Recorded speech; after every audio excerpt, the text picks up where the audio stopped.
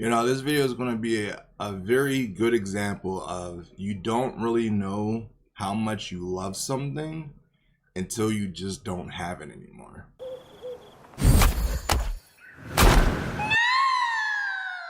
Hello friends and everyone, hopefully you guys are having a good day, and today we're going to just be having a nice good chat and reminiscing about old things that I just want to talk about. Now this might come from an old head like me that just is in that state of, things were really good when I was growing up, and that whole saying that I didn't think I would actually say, but there's something nostalgic about certain things that we used to have growing up. And recently I was sitting on the couch watching some old classic animes from the 2000s era with my wife, and it got me a little nostalgic about a lot of stuff that we used to have. Now, it's not saying that these things aren't still around in certain forms, but there was a certain way that they were presented that just means a lot more to me than how they are now. And that mostly is anime box sets. These were like the sought after collector items for anime fans back in the day, and they're pretty much just like your collector's editions for PlayStation 4 or PS5 or Switch and stuff like that, but they were for anime, and you had some really cool stuff and bonuses that came with them, and they were just a nice good collector's piece to have. And now it feels like now they're just a thing of the past. They're not really that much, they're not talked about as much as they used to be. And as I said, they're still around with like Blu-ray DVDs and box sets and stuff like that, but they're not as they used to be. And I just kind of wanted to talk about it because I don't really get to talk about anime a lot on this channel. This is more of a gaming and figure kind of video channel, but I don't know, I just wanted to kind of talk about it for a bit and just kind of reminisce about some boxes that I used to that I have, and I just want to talk about, if that's okay with you guys. And if you guys kind of like this kind of stuff, and then if you guys kind of like this kind of stuff, then I will probably do more. But the first one I gotta talk about is that collector editions like this you just don't get anymore. Now this one is for Code Geass, and this one I got for 10 bucks at Best Buy in like 2016. And I remember going in there and just walking through, and this is when I was like in college and I had more of adult money to work with and I could buy the things that I want. And I went in there and this thing was on sale for like 10 bucks, and I just couldn't believe my eyes. And to think about nowadays, this is probably like $40 or $100 by now in the state that we are now. But the time that we lived in at that point, I couldn't fathom that. So instantly, it was an instant cop. And just think about the detail that went into this box, from the different types of key art from the front, the back, the sides, and all that, and just had this real nice aesthetic. It even has like sharp corners that you could like really poke someone eye out or damage them if you truly tried. And just when you think about all like the components that went into it, and this was not really a full complete set. It was more so just like you had a few DVDs that came inside of it. You had some visual art books that came with it, and some other types of story visuals for the anime. And then it came with like the manga of the manga, and then I got that autographed and whatnot. And it came with a couple of the drama CDs back when drama CDs was a thing. Now I don't know if that's a big thing still in Japan. It probably is, but nowadays we don't really get stuff like this because it's not really needed, because anime is more widespread, it's more visually available nowadays. So stuff like this you don't really get to cherish anymore. And it's just stuff like this just makes me very teary-eyed when I think about it. And it's just nice to just go back and flip through all this stuff and see what was in here. You got all these cute little goodies that came inside of it, and it's just nice to see and just nice to have. And I was just like sitting there and thinking like man, it doesn't seem like it was that long ago since we had this stuff. But when you really truly stop to think about it, it really was. That was a long time ago. And like, when you get stuff like this that you just don't see anymore, this is the second volume, collector volume, limited edition for the second volume of Hardy. But I don't think we had the first one, or we could find the first one. So we only have the second, third, fourth, and fifth one. So we had to put the first disc in the second box because we didn't find it. And one time we found this years later at an exchange, which is a retro store in my area, and they were just all sitting there in the box, in the case. And I was like, that's an immediate cop because again, this stuff you don't see anymore. This had the soundtrack inside of it, and it had the game, and I think one of them, this had like a visual card of like a postcard that you don't get to see this kind of stuff anymore. And maybe they still do. I mean, I don't really buy newer box sets with Blu-rays in them and stuff like that, so I don't really know. Maybe I'm just missing out. But just seeing this kind of old time stuff, it just makes me feel nice. It just gives me that feeling that just, man, we had such a beautiful, amazing time. Nowadays, with most stores getting rid of physical media and people not really appreciating the idea of having physical media that you could pull off your shelf and look at and reminisce from, you know, getting stuff autographed from like Crispin Freeman and stuff like that. Like stuff like that, I think just doesn't get appreciated or talked about as much as it used to be. And it's funny to me that something that used to be such a sought after thing is now like a thing of the past that doesn't really get talked about anymore. Here's one that is like one of my favorites and still I cherish to this day. And this is my first box set of Bleach, the first volume of the, what was this season called? The Substitute era, the Substitute arc. And this is autographed by like almost the entire cast. You got Johnny Young Bash up here. Michelle Ruff was the last person I ever got it signed in like 2020 or early 2020 or 2019. She was the last one that I got it autographed by, because for a long time she was the only one I couldn't find at a convention to get an autograph, because I think for a while she wasn't going to conventions. But I got it signed by everybody else, so that's why it kind of looks faded nowadays. I had this like sticker on here that I put on it. I don't know. I was a weird kid, bro. I like my stuff to look more unique than everyone else's, so I plopped this sticker on it, and now I regret it, and I don't want to pull it off because I don't want to damage the box now. But now it's just kind of like vintage tech or vintage stuff that's just on here that I just appreciate.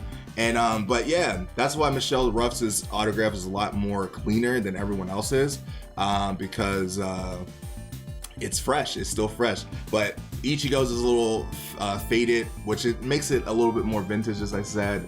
And then you have Stephanie Shea, the voice of Orihime, who put a little message there. You have Vic Miana here. You have David Stephen Prince, who did, I'm trying to poke at the camera, but David Stephen Prince, who did Uryu, and then Vic Miana, who did Ikaku, and then you got other characters that's in there, and I got Ichigo's mom on here. But, you know, just pulling this out, and then you see everything inside. I think there was a poster in here, but I think I put it upstairs. But there was a poster, but I had like this Renji sticker as well, and this Ichigo sticker that I would put on the boxes to make them look unique. And this stuff was just very like, remember, I had Uryu sign his thing. I wanted to get everyone to sign each panel, but then I must have forgotten because I never finished the trend. But this stuff was like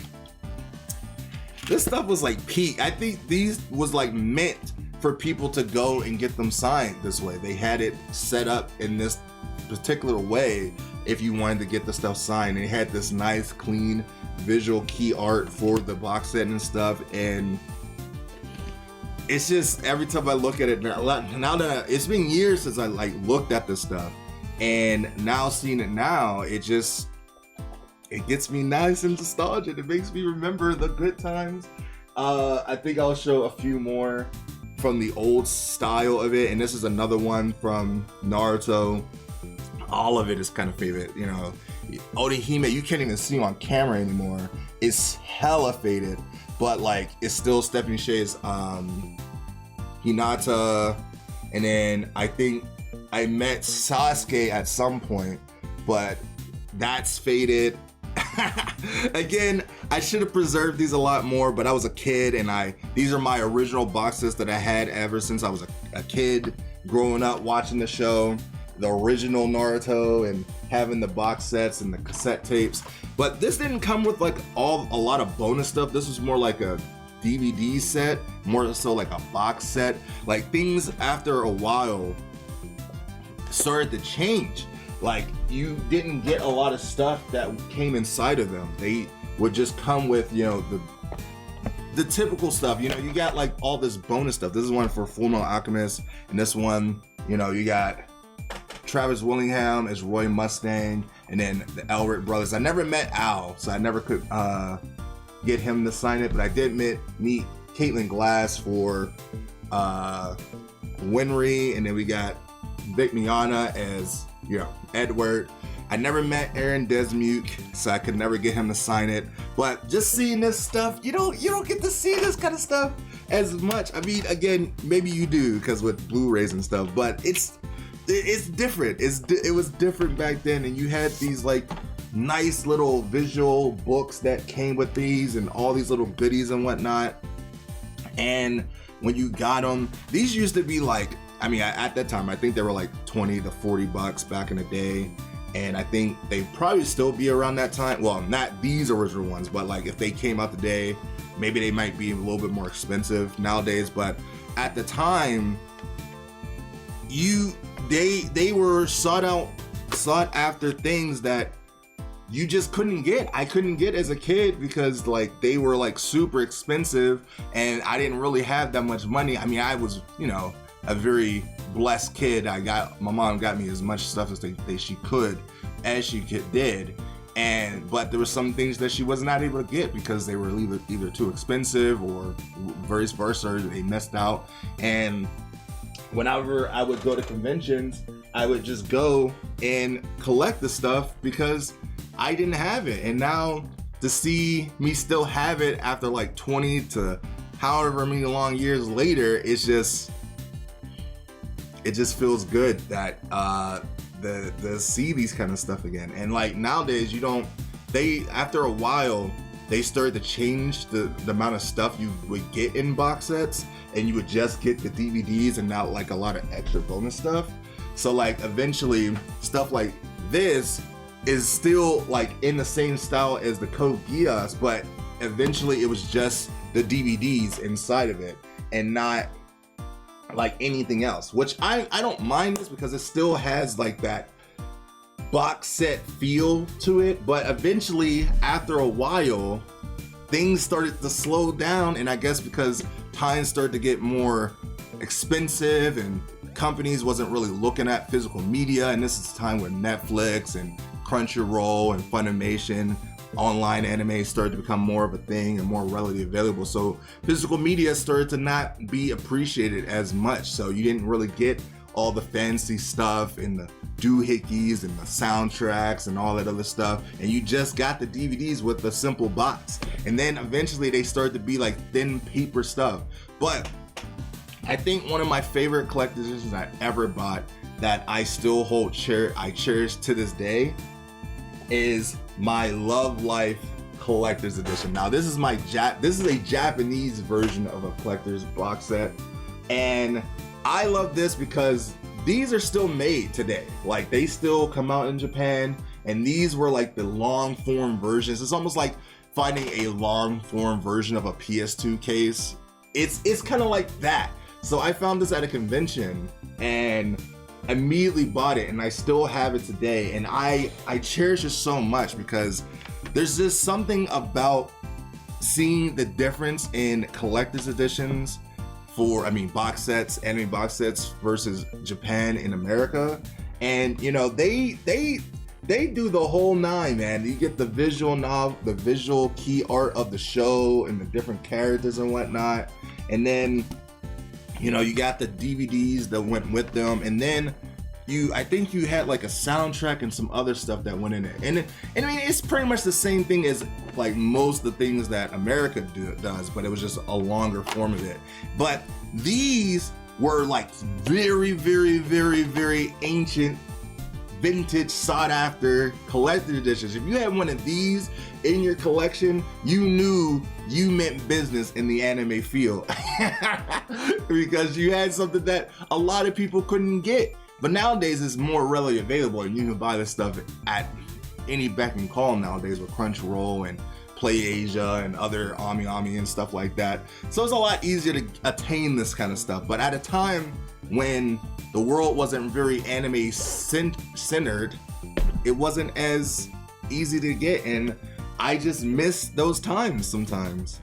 No, I don't mean to say times a much time. I'm not gonna talk too much about stuff, but as I said, things started dwindling down, and then you start to get more of a Blu-ray box set, and then it came with just the DVDs, but it didn't really come with extra stuff. Now, I think somewhere nowadays that they are starting to go back to that form where you can get a lot more extra stuff with Blu-ray box sets nowadays, with the soundtrack and art books and all that stuff, and it makes me kind of want to start buying more of those things again. But at the same time, I feels like it was a point in time where you just had to be there when this stuff was more appreciated back in the day, in the moment. Because nowadays it feels like it's not really like a need to buy physical media as much as we need to, because anime is relatively available to us nowadays. But some days I do be thinking like, man, I'm actually kind of tired of all these streaming services. Every time I try to go find an anime, I can't find it, or it's licensed to some other company like High Dive or Hulu or something. So sometimes I'm like, man, maybe just buying a simple Blu-ray where I own it, I physically have it, it'll never get delisted. If I want to go watch it, I go take it off the shelf and go buy it. Because that's the same way I am with video games. I will always prefer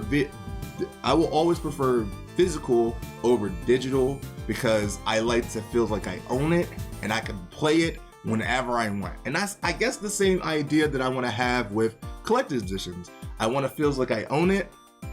It will never go away. I can just pop it in my DVD player or PlayStation or whatever and immediately just start watching. The only bad part is that you have to get up and change the disc, which is sometimes not the convenience, especially when you're laying in bed at night. But that is it for this video. I know this is kind of a random video of an old dude talking about things from his time of collecting and whatnot, but sometimes I just like reminiscing and sitting down and talking about stuff that I just don't appreciate now as much as I did before. Like, I do appreciate it now, but I didn't really understand it back in the day. Like, I loved it, but I didn't appreciate it for when I had it. Like manuals or strategy guides, stuff like that, that is not really thought about nowadays because you just don't need it. You don't need it as much as you used to. But either way, this was a fun little video that I just want to reminisce about anime box sets. If you guys did enjoy this kind of video, let me know down in the comments down below if you want to see more videos like this, because I'll definitely do it. I just like doing collecting type videos when I get the chance to do it, and I have other ideas that I want to talk about it, but sometimes it gets drowned out between all the RPG news and figures unboxings, and I don't mind that, but I do sometimes like to sit down and just talk about some good old anime, you know what I mean? Anyway, thank you so much for watching. If you guys did enjoy this video, maybe you might enjoy me unboxing my great Jahi figure that I've been waiting for 2 years. And I will see you guys in my Discord if you want to join that, and on Twitter and every place, other social media. And I will see you guys in the next video next time. Deuces.